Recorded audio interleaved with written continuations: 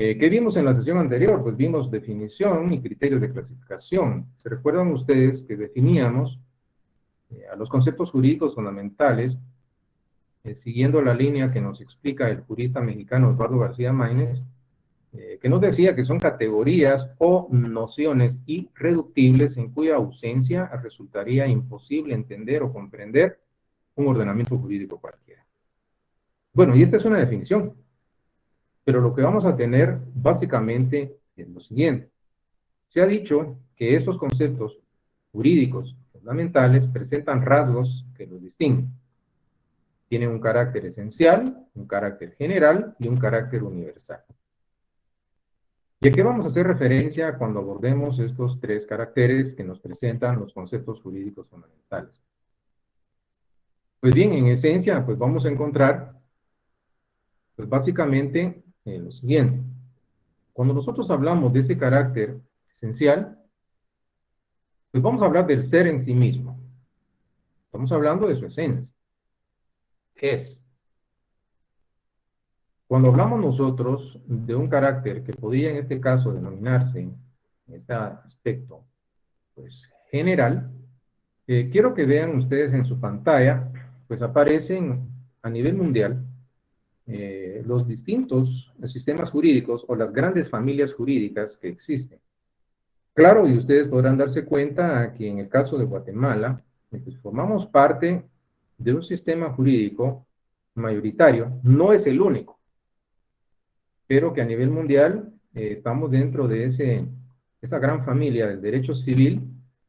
En este caso estamos hablando de un derecho bajo la influencia de la herencia del derecho romano, un derecho continental. Esta gran familia del famoso derecho romano, derecho latino, derecho continental, pues forman básicamente un sistema, pero no es el único sistema o gran familia jurídica, sino que también tenemos otras dimensiones de los diversos sistemas jurídicos que existen a nivel mundial. El sistema anglosajón del common law, el sistema del derecho consuetudinario, el sistema del derecho musulmán, y hay ordenamientos jurídicos mixtos o eclécticos, en este caso, que son la conjunción de dos o más sistemas jurídicos. Entonces, significa que los conceptos jurídicos fundamentales van a estar presentes, obviamente, en esos distintos ordenamientos, el sistema o familia jurídica a la que pertenezcan, y por lo tanto se dice que son categorías o nociones irreductibles porque en ausencia de los mismos resultaría imposible entender un ordenamiento jurídico cualquiera. Y dentro de las distintas familias o sistemas jurídicos que existen a nivel mundial. Y es ahí en donde es vital el conocimiento y la comprensión de estos respectivos sistemas jurídicos. Claro, pues también vemos ese campo de proyección que va a tener los conceptos jurídicos fundamentales, derivado de lo que se ha denominado la universalidad. Pues vamos a ver que los mismos, claro, pues encontraremos como denominadores comunes en distintos ámbitos en que del derecho se reconocen a nivel mundial. Bueno, entonces ya ustedes saben sobre cuál temática va a versar la cátedra de hoy, así es de que agradeciendo la oportunidad que me dan de poder, con la manera tan respetuosa que ustedes se comportan en estas sesiones, pues permitirme el espacio apropiado para poder compartir mis conocimientos en torno al derecho. Iniciamos entonces con lo siguiente.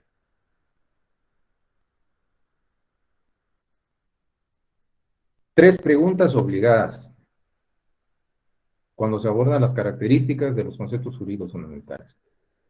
¿Por qué los conceptos jurídicos fundamentales tienen carácter esencial, general y universal? Bueno, comencemos. En la primera pregunta, que requiere obviamente una respuesta apropiada, aquí tenemos que partir obligadamente del análisis del concepto de la esencia. Y esto lo han visto ustedes a través de sus estudios diversos en distintos niveles. Cuando se habla de la esencia, se ha dicho que esta representa todo aquello que hace que una cosa sea lo que es y no otra cosa.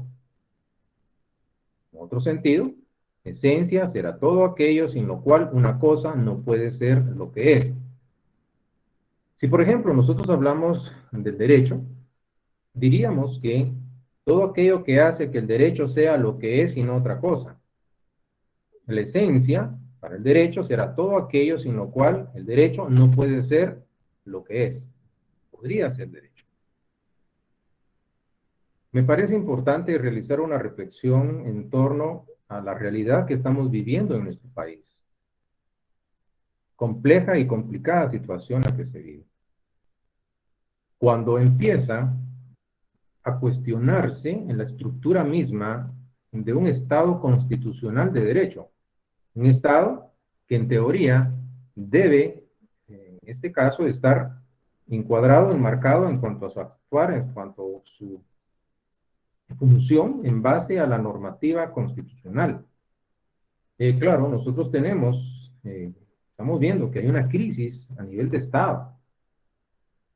En el peor de los casos, cuando lo que se cuestiona es el sistema de administración de justicia de un Estado, la situación se vuelve cuesta arriba.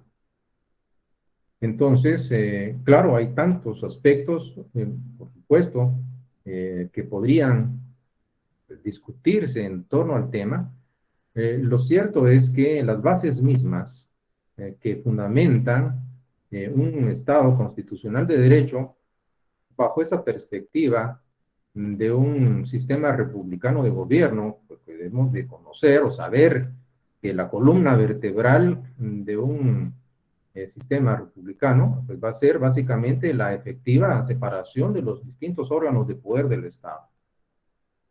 Pero cuando existen o no existe una independencia en cuanto a los poderes, cuando hay cuestionamientos de las bases que van a fundamentar al Estado, pues entonces la situación es de reflexión, por no decir de suma preocupación. Bueno, es inadmisible que un sistema jurídico sea contrario al fortalecimiento de un Estado constitucional de derecho. Bueno, podemos continuar, pero hay que desarrollar esta temática. Cuando nosotros hablamos del carácter esencial de los conceptos jurídicos fundamentales, entonces vamos a decir que ellos hacen que un sistema jurídico sea eso y no otra cosa. Sin esos conceptos jurídicos fundamentales, un sistema jurídico no podría ser lo que es, no podría tener existencia. He aquí en donde radica la esencialidad que nos presentan los conceptos jurídicos fundamentales.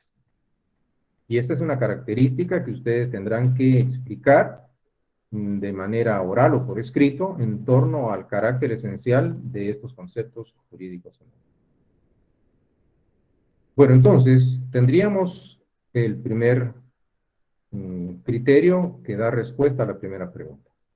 Pero también existe una segunda pregunta. ¿Cuál era esta? ¿Por qué los conceptos jurídicos fundamentales tienen carácter general? ¿Se recuerdan ustedes cuando hablábamos en las sesiones anteriores en el ámbito del conocimiento a nivel científico? El más alto grado de perfeccionamiento que puede asumir el conocimiento es cuando se logra la generalidad y la abstracción. Cuando se dan estos dos elementos, estamos hablando de conocimientos que ya rebasaron, por supuesto, con creces y se encuentran en un alto nivel de perfeccionamiento dentro de la ciencia. Cuando nosotros hablamos de la generalidad como característica de los conceptos jurídicos fundamentales, vamos a establecer que estos, como ustedes los pueden ver, van a tener, en este caso, una presencia y por lo tanto los vamos a encontrar en las distintas ramas que de la sistemática jurídica existen. Sí, solo sí se acepta la división del derecho en ramas, puesto que los vamos a encontrar en las ramas que integran el derecho público, el derecho privado, el derecho social, y eso lo vamos a platicar en una próxima oportunidad, en otra unidad, la sistemática jurídica. Entonces, vamos a ver que están estos elementos presentes en las distintas ramas que se reconocen del derecho. Pero también en las diversas materias sobre las que versa la norma jurídica, en los distintos ámbitos, en este caso materiales de validez de las normas, ustedes recordarán que las normas jurídicas presentan 4 ámbitos de validez: personal, material, temporal, espacial o territorial.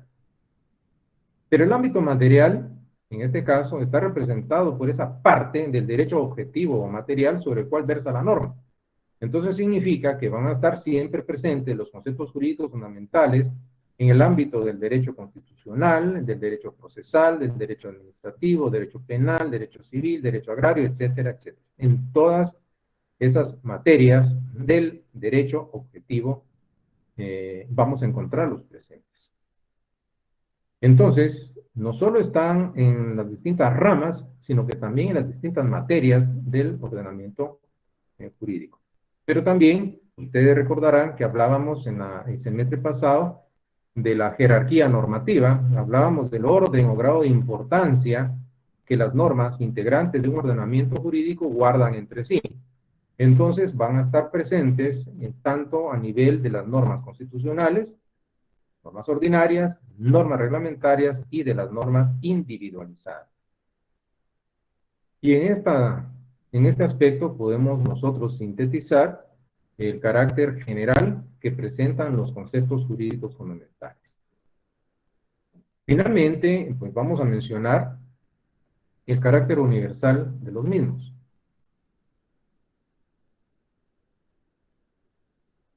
Hay una pregunta: ¿por qué los conceptos jurídicos fundamentales tienen carácter universal? Claro, yo voy a hacer una reflexión en torno a este tema, pero los autores nos dicen de que asumen ese carácter universal por el hecho de que los conceptos jurídicos fundamentales van a estar incluidos, constituyen el soporte o marco teórico conceptual de todos los ordenamientos jurídicos en los distintos países del mundo contemporáneo. Dice, países del mundo contemporáneo, tanto a nivel de su derecho interno, de su derecho estatal, como a nivel de derecho internacional. Y esta situación, por supuesto, va a acrecentarse, va a acentuarse derivado del fenómeno de la globalización económica. Pero ese fenómeno de la globalización en general no solo es en la dimensión económica, sino también trasciende lo político, lo social, lo cultural, lo jurídico. Y vuelvo otra vez a la situación que estamos viviendo en Guatemala. Algunos equivocadamente creen que el problema es solo de Guatemala, en la crisis que estamos viviendo.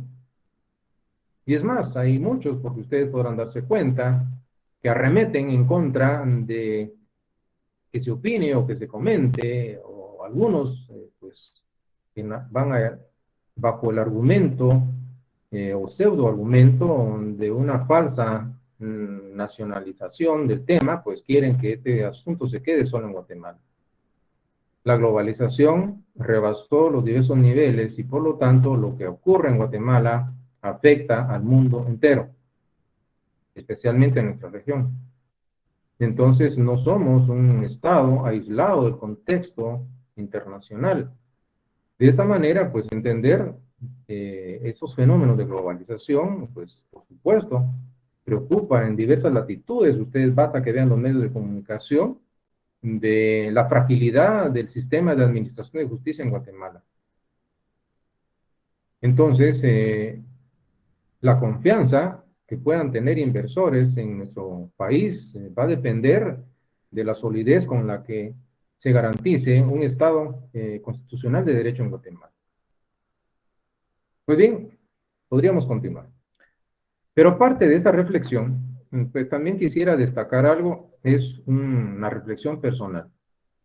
Yo podría preguntar, claro, solo respóndanlo mentalmente, sin abrir el micrófono, por supuesto, pero ese adjetivo o calificativo de universal, ¿a qué hace referencia ese término? Y ustedes van a pensar y responder, universo. ¿Y qué es el universo? Basta que ustedes en una noche estrellada, el cielo despejado, vean al firmamento y estamos hablando del universo. Eso es el universo. Ahora bien, si ustedes ven lo que se expresa en la pantalla, cuando se explica el carácter universal, se dice, y aquí voy a enfatizar, todos los países del mundo contemporáneo. En lo particular, lo que se está mencionando en pantalla sería, así como se explica, como se define, más apropiado decir que tiene carácter mundial. ¿Entienden esto? Obviamente, universo, mundo. El carácter universal, esta dimensión universal es mucho más amplia que la dimensión o expresión mundial. Lo universal, claro, va a subsumir, abarcar o comprender la dimensión mundial, porque aquí se está diciendo de que estos, por supuesto, vamos nosotros a encontrar en los distintos ordenamientos jurídicos del planeta Tierra. Entonces, me parece que lo más apropiado es, tienen carácter mundial. Universal es el vasto cosmos, el orbe, todo lo existente, aquí y en cualquier rincón lejano del universo. Bueno, es una situación, si ustedes quieren, filosófica, pero de alguna manera, pues me parece necesario comentarlo, porque si se reduce a nuestro planeta, entonces tiene carácter mundial. Bueno, lo dejo ahí como una reflexión. Pero se dice que tiene carácter universal por las explicaciones que aparecen en su pantalla, respetando ese criterio. Bueno, entonces continúo con ustedes. Luego, en el tercer punto y último punto de la primera unidad, está el denominado problema de la naturaleza jurídica.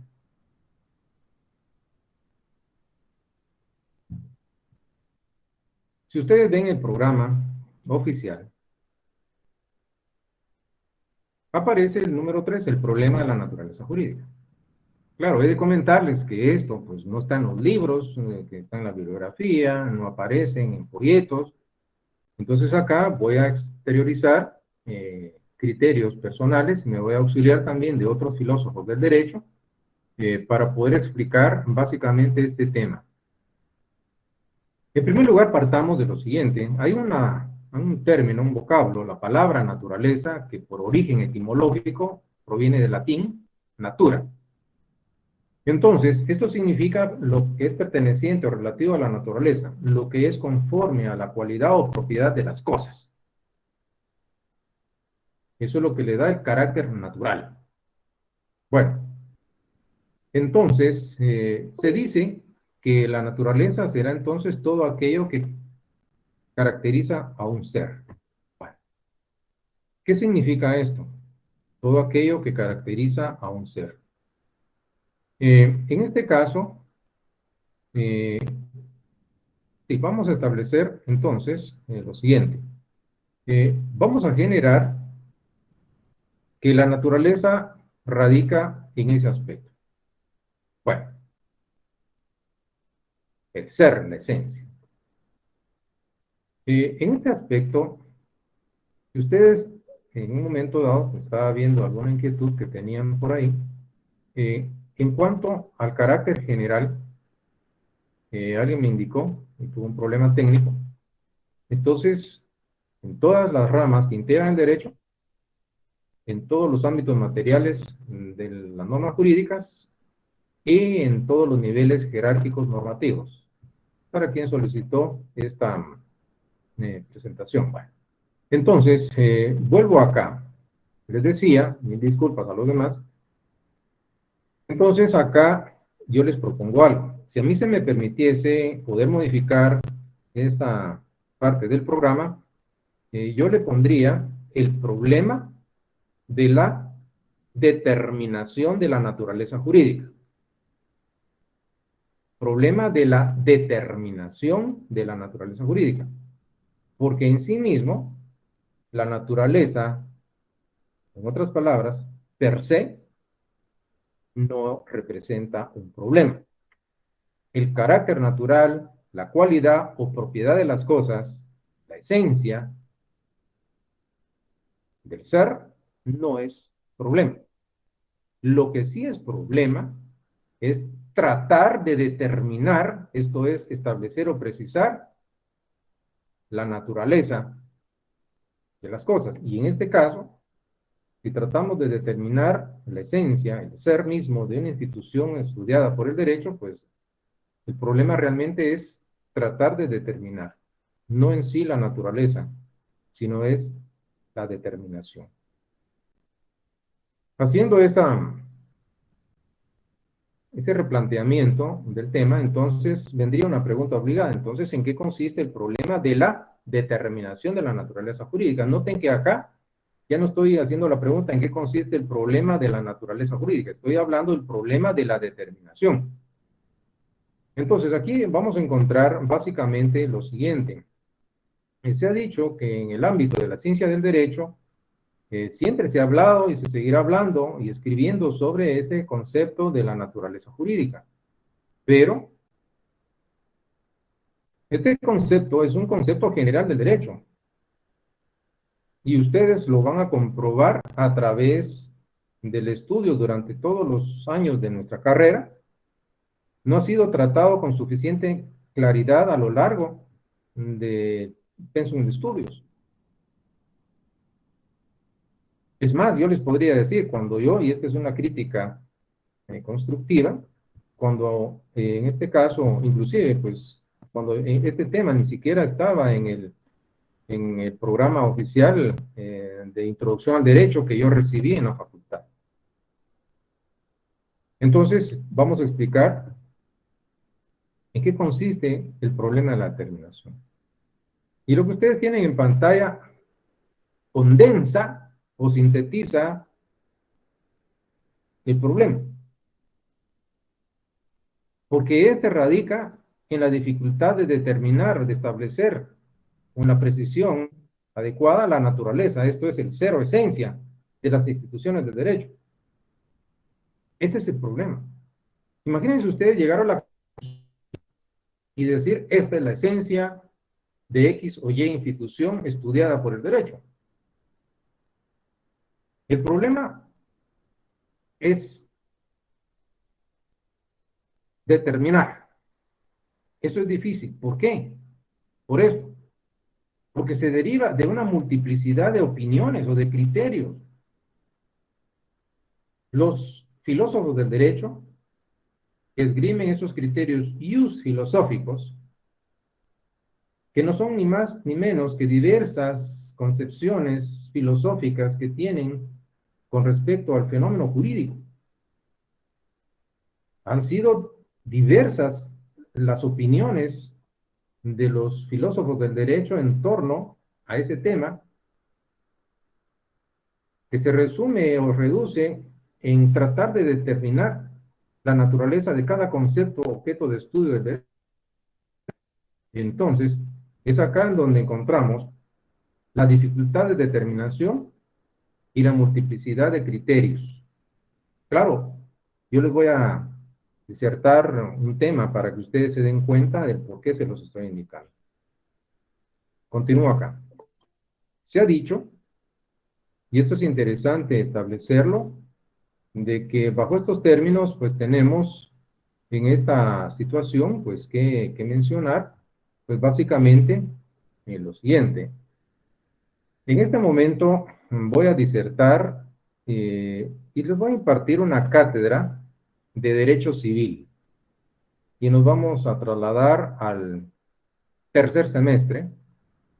Por supuesto, voy a dosificarlo a nivel introductorio, pero es una cátedra de Derecho Civil. ¿Para qué? Para explicarles el por qué se da el problema de la determinación de la naturaleza jurídica de las instituciones. Entonces, el tema que voy a abordar, y voy a utilizar como ejemplo, disculpen, creo que alguien llama, sí les encargaría, por favor, puntualidad.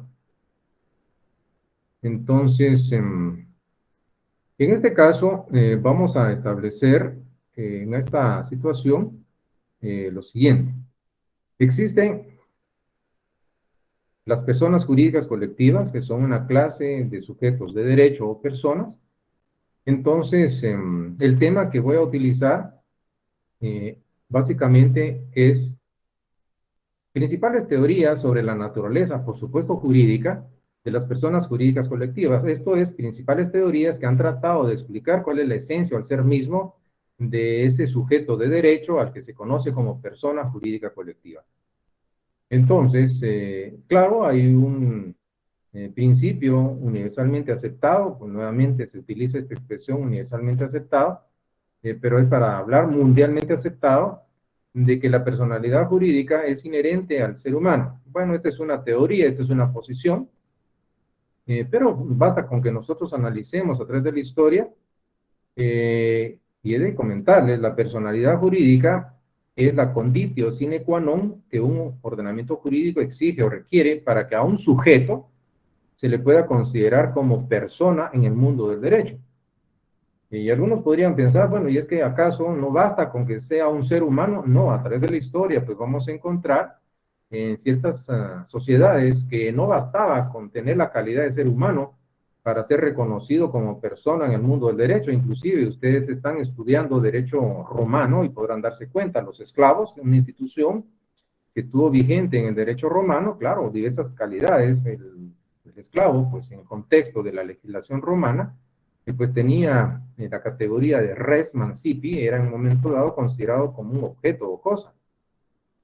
¿Eran seres humanos? Sí, por supuesto, pero no tenían jurídicamente la calidad de personas o sujetos del derecho, puesto que a ellos no se les dotaba o no se les investía de personalidad jurídica.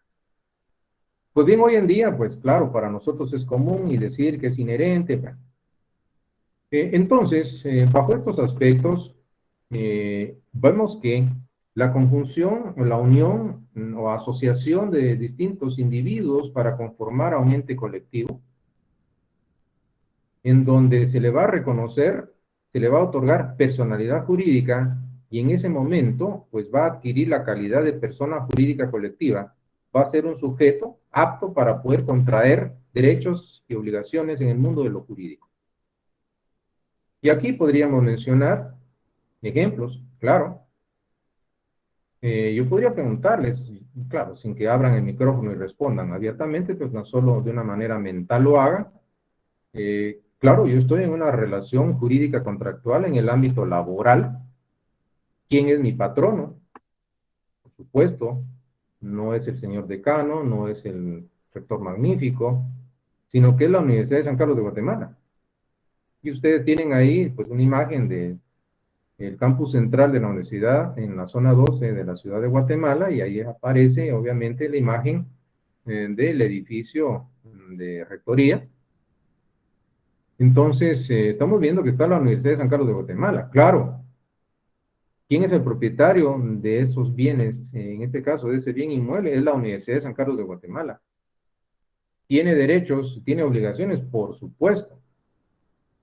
Tiene sus respectivos derechos y obligaciones. Entonces, mi patrono es la Universidad de San Carlos de Guatemala. Es una persona jurídica colectiva. Y luego tenemos también, algunos de ustedes trabajarán o habrán conocido pues, la Municipalidad de Guatemala, pues, y también las demás municipalidades del país. Entonces, la Municipalidad de Guatemala es una persona jurídica colectiva. Las cooperativas en Guatemala, pues vemos nosotros diversidad de cooperativas. ¿Cuántos de ustedes no forman parte o están afiliados a las cooperativas? Son socios. Entonces estamos viendo de que también estas bajo la denominación de la figura de responsabilidad limitada, pues vemos que aparecen las diversas cooperativas que son también ejemplos de personas jurídicas colectivas. También en el sistema financiero nacional, pues vemos entidades bancarias bajo la denominación de sociedades anónimas, que también son personas jurídicas colectivas. Continuamos acá. Partidos políticos, pues también son personas jurídicas de derecho público que tienen la categoría de personas jurídicas colectivas, al igual que las iglesias de diversas denominaciones o credos religiosos, son considerados personas jurídicas colectivas, para citar algunos ejemplos. Ahora bien, imagínense que el problema es determinar o precisar el ser, la esencia de las personas jurídicas colectivas. Entonces, acá les presento una nómina de distintas posiciones doctrinarias que tratan de determinar o explicar cuál es la naturaleza jurídica de las personas colectivas. Y quiero que vean cada una de las que están en la pantalla.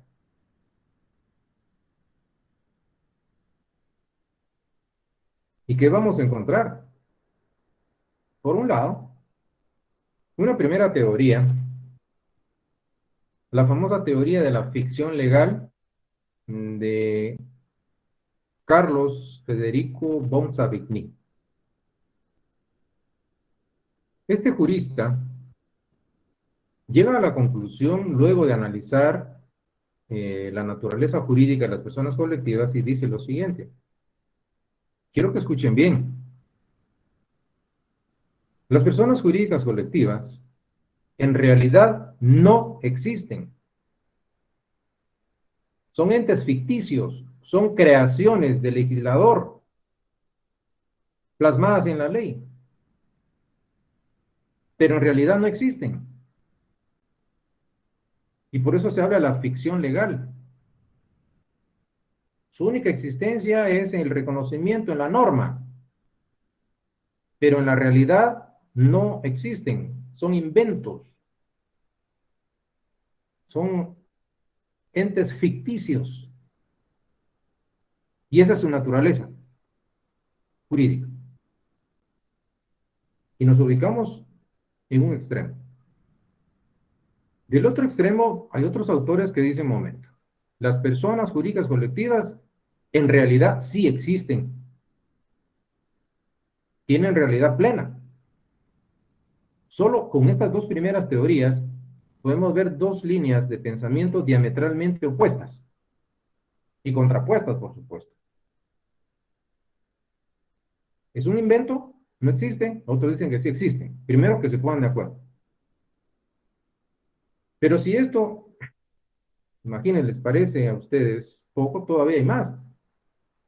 Hay quienes nos dicen que la naturaleza de las personas colectivas, y está la teoría de los derechos sin sujeto, nos dicen que son un cúmulo de derechos que carecen de un sujeto. Esto es, no existe un titular de los mismos. Entonces son derechos, la teoría de los derechos sin sujeto, en donde están admitiendo la posibilidad de la existencia de derechos sin un titular.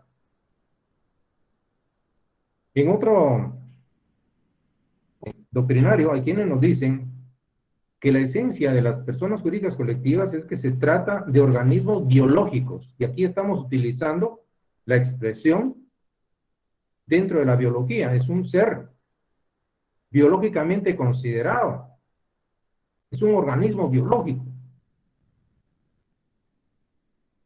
Claro, pero luego aparece otra manera de entender, y están las teorías que consideran la teoría del organismo social, nos dicen que la esencia de las personas jurídicas colectivas, su naturaleza jurídica, es que son una forma de organización societaria. Se trata no de un organismo biológico, sino es un organismo social. ¿Quieren más?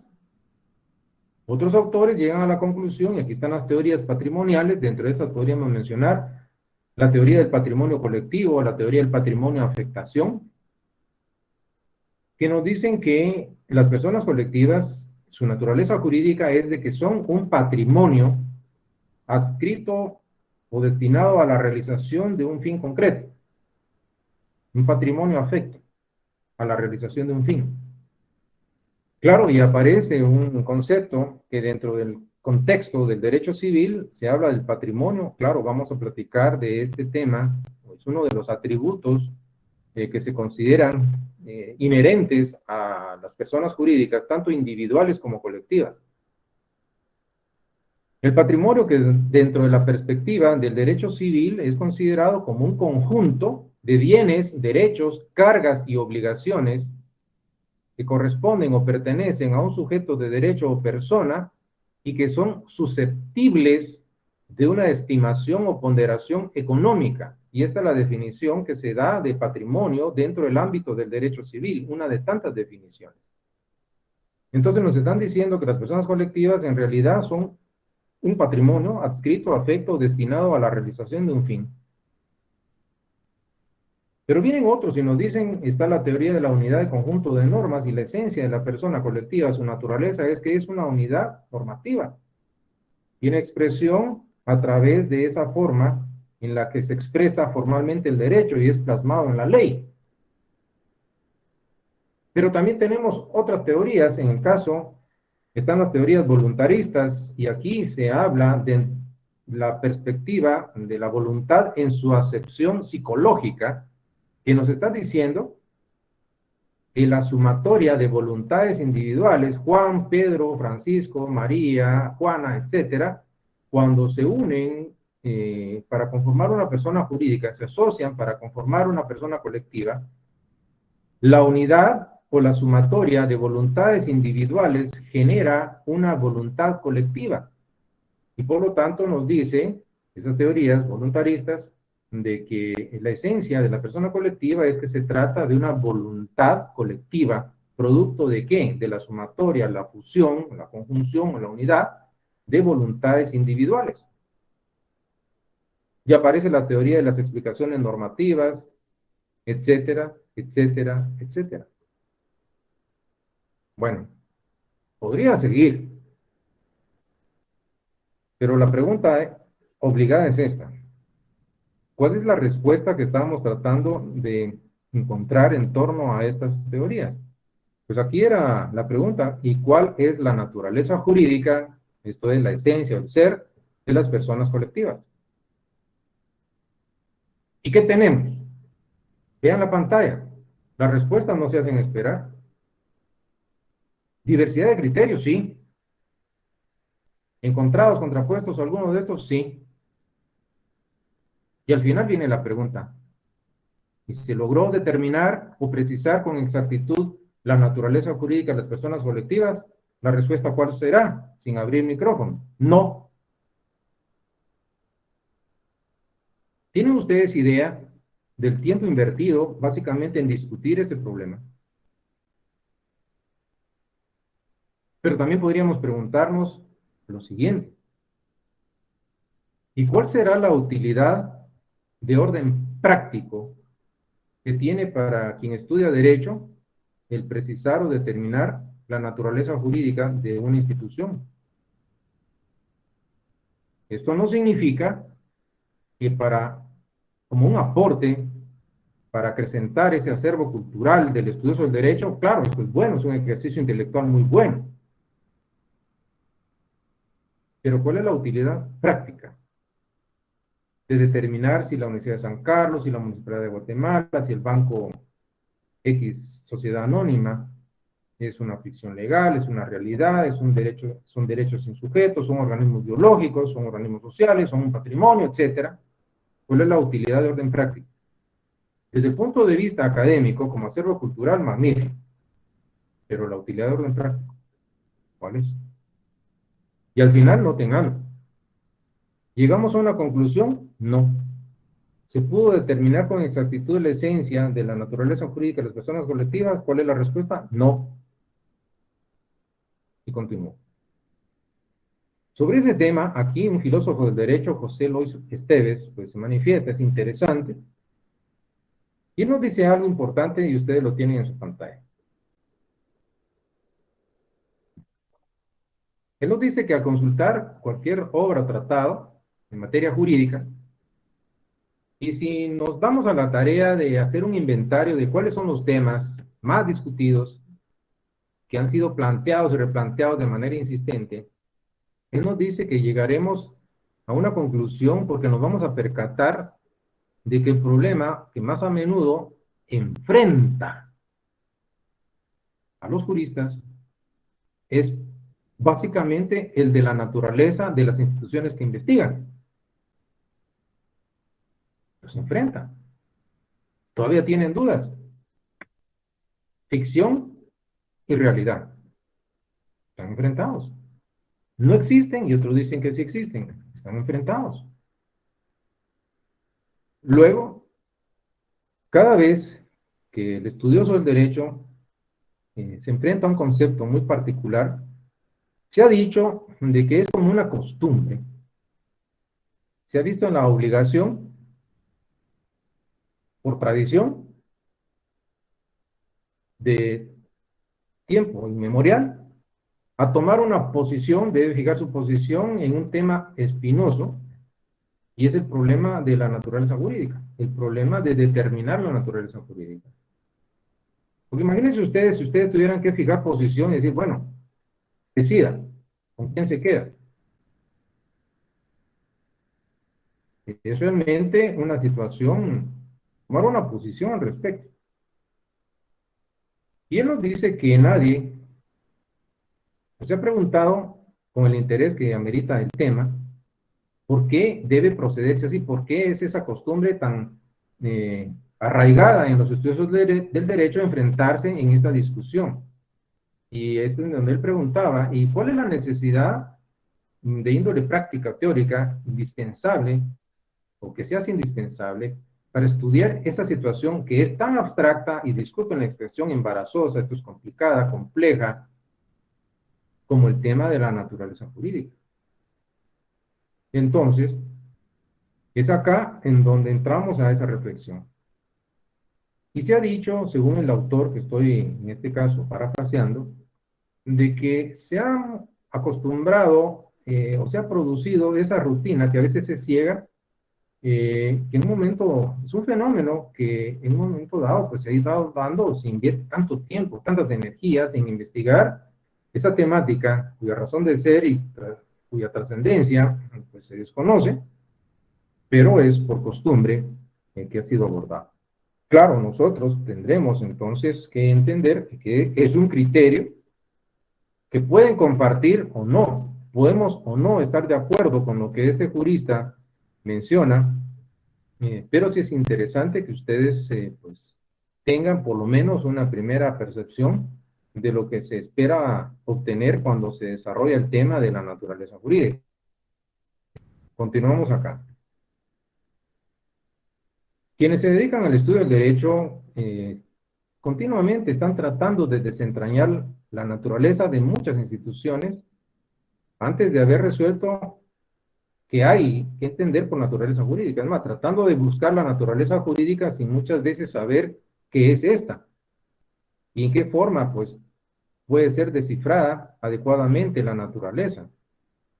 Vaya que tiene razón descifrar la naturaleza jurídica de una institución objeto de estudio. Continuamos acá. Entonces, se llega a una conclusión, según este autor, y es que el tema sobre la naturaleza jurídica rebasa, por no decir con creces, el ámbito de competencia de los estudiosos del derecho.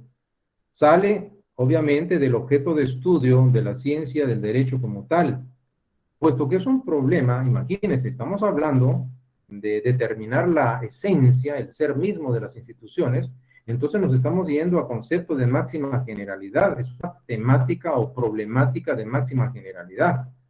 Entonces va a salir del ámbito del objeto de estudio de la ciencia del derecho para entrar en el ámbito del objeto de estudio de la filosofía. Y claro, cuando ésta tiene por objeto de estudio el derecho, pues vamos a hablar de la filosofía del derecho.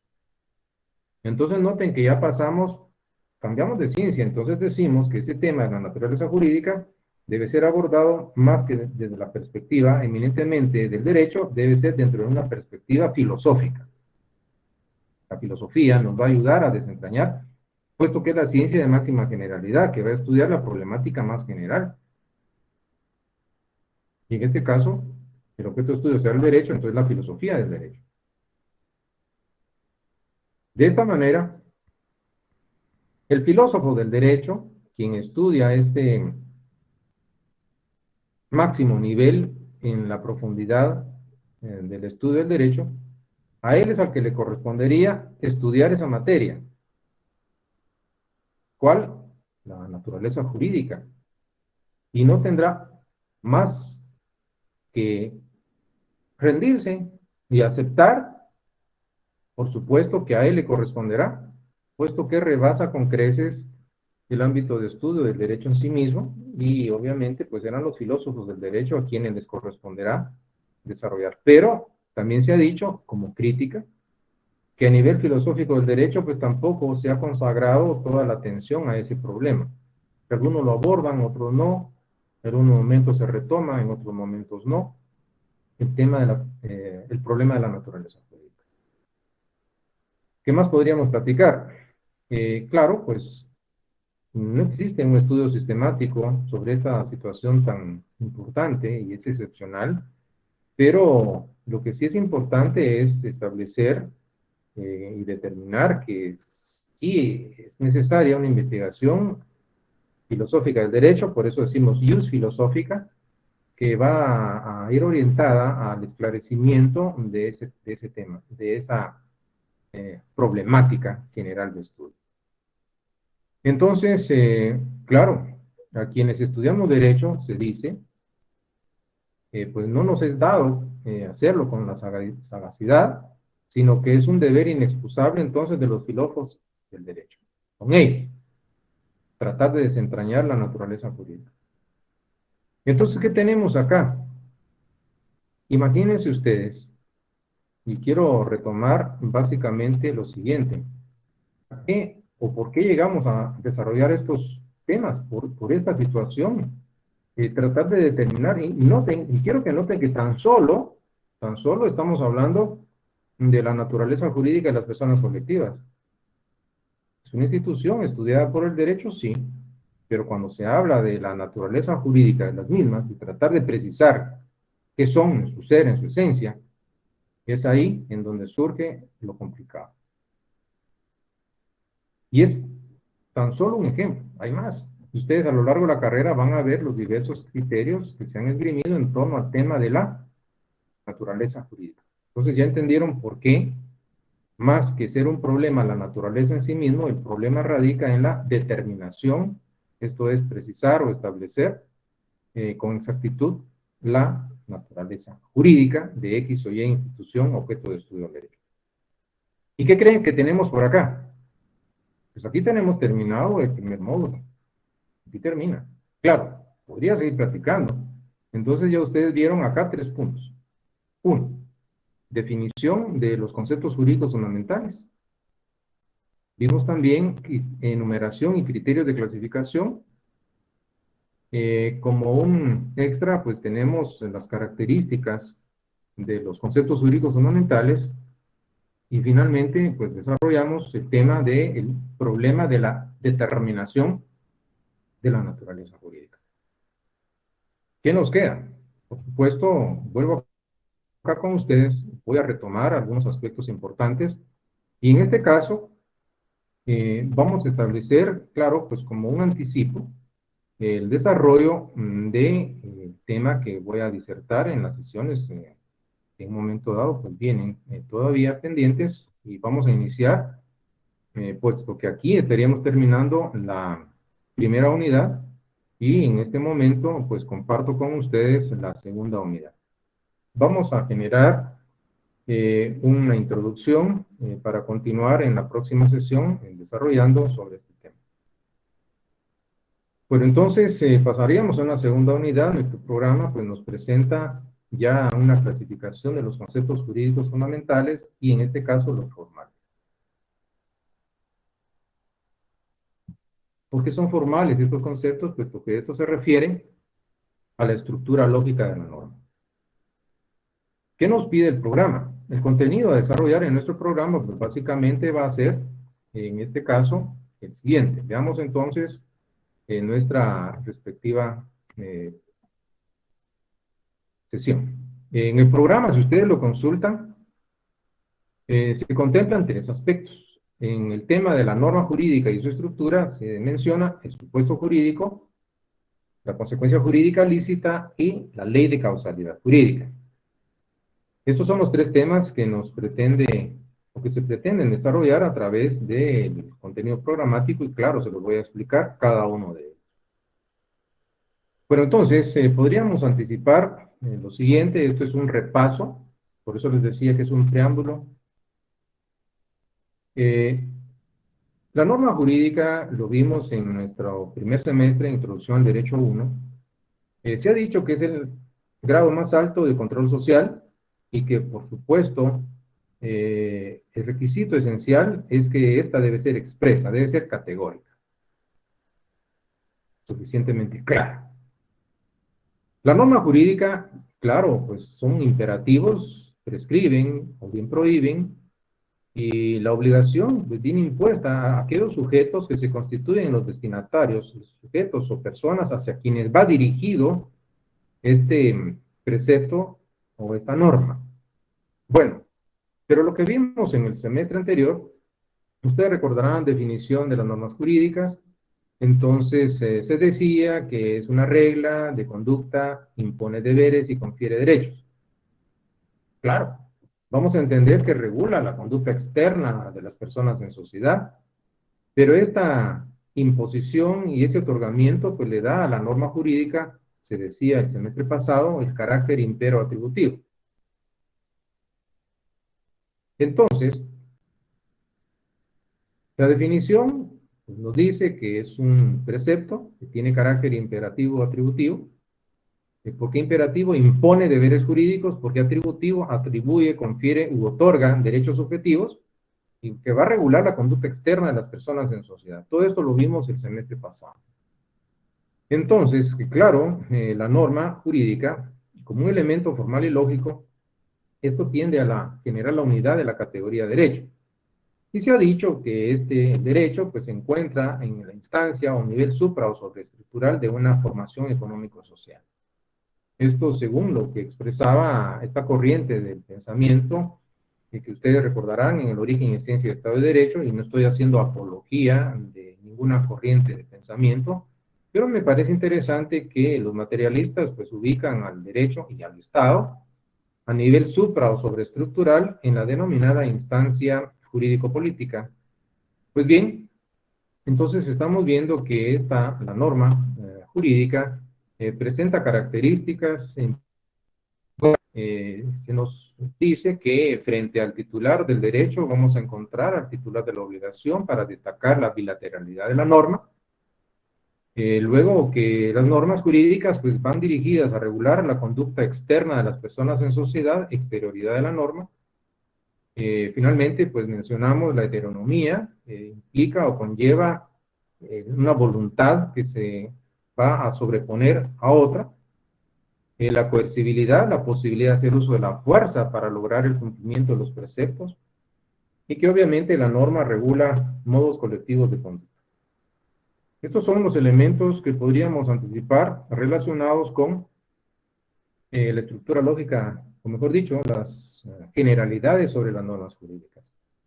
Por cuestión de tiempo, claro, pues voy a desarrollar en la próxima sesión y hablar ya de la estructura lógica de las normas jurídicas, pues vamos a mencionar pues básicamente dos elementos, el supuesto jurídico y la consecuencia jurídica lícita.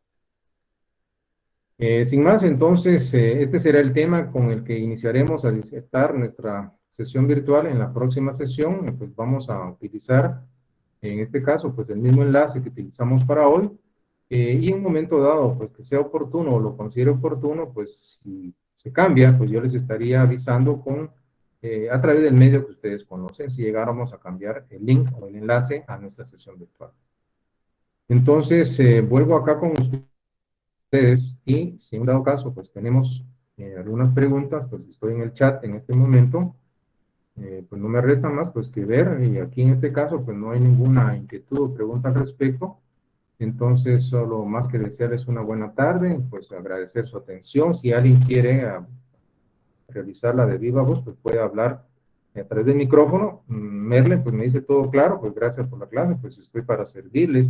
Y por sobre todo, yo quiero darles las gracias a ustedes por permitirme la oportunidad de compartir mis conocimientos. Y claro, créanme, sí necesito que el ambiente de un aula universitaria sea sin interrupciones, sin estas interferencias que hubieron los días anteriores, puesto que la temática es profunda.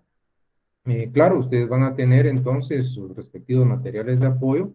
No se preocupen, voy a utilizar una plataforma alterna para poderlo generar. En todo caso, ustedes tienen pues material bibliográfico del programa, está oficial, ahí están los textos que pueden utilizar si desean adquirirlos. Y también les voy a facilitar pues material, y tengo preparado material, guías de estudio, sí, en este caso, Carlos, no sé si tenía alguna pregunta. Bueno, entonces, adelante Carlos, creo que usted quiere preguntar algo. Sí, le escribí por el chat, licenciado. si tenía, ¿cómo se llama? Documentos de apoyo, como lo hizo en el semestre pasado. Claro, Carlos, tenga toda la seguridad y confianza usted y los demás que van a tener de parte mía, pues material que he preparado para que ustedes tengan pues un apoyo y que por supuesto esto no significa que sustituya material bibliográfico que aparece en su programa, pero claro, no solo es material de lectura, hay guías, hay material audiovisual, entonces no están solos en esto. Lo único que vamos a generar básicamente es pues, el compromiso de que ustedes con todo el respeto pues se conduzcan dentro de las clases o sesiones virtuales como lo han estado haciendo y cuidar ese espacio que es nuestro y agradecerles nuevamente la oportunidad que me dan de poder exteriorizar mi conocimiento del derecho con ustedes. Instarlos entonces a que estudien, así es de que sin más pues no hay otra cosa. Gracias por su atención y les deseo éxitos. Hasta pronto. Feliz tarde. Gracias, licenciado. Feliz tarde, licenciado. Feliz tarde.